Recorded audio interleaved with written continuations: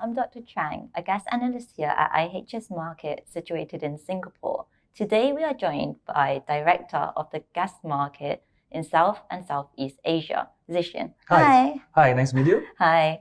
So what I wanted to ask you today was, what do you think about the gas market in South and Southeast Asia? I think when you look at the region in South Asia and Southeast Asia, it is an area of tremendous opportunity. There will be about 11 countries that we track that will be bringing in LNG by 2030, and they will make up approximately 30% of the global LNG demand. Now that's about 136 million tons. When we look at companies looking to find new markets, the countries in South Asia as well as Southeast Asia represents that opportunity.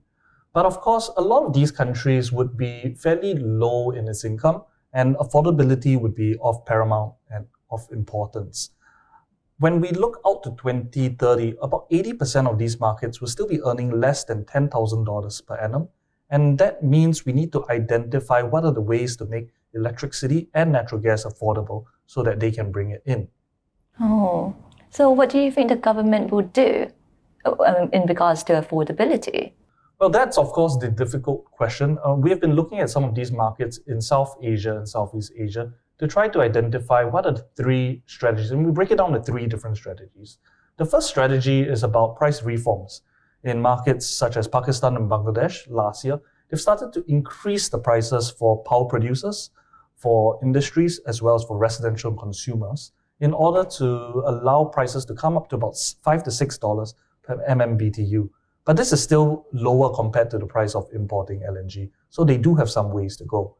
The second broad strategy that we have realized is about supply diversity and pooling. An example would be Thailand. They have been trying to offset the high price of LNG with low-price domestic gas. In addition, when we look at PTT, they will be taking over the concession of Bongkot Era 1 in 2023, and they've committed to the government in order to sell prices from these fields at about $4.50. This would be a marked reduction from the prices that they are selling it today at $7 to $8. Now, this strategy would allow that prices to be blended. Now, the third strategy that we've noticed is about gas market liberalization. When we look across all the markets in South and Southeast Asia, they are looking to allow more competition to enter the market that might possibly lead to lower gas prices. One of the things that the governments are looking at is that the international spot prices has been very low, and they are very keen to get companies to bring in spot price LNG. They will do that through the third-party access regulations and policies they have in place. We've started to see positive examples of that. For example, in Thailand, EGAT has brought in a spot cargo through the Mathaphut terminal, and they will intend to do so by booking 1.5 billion tons in the regasification capacity.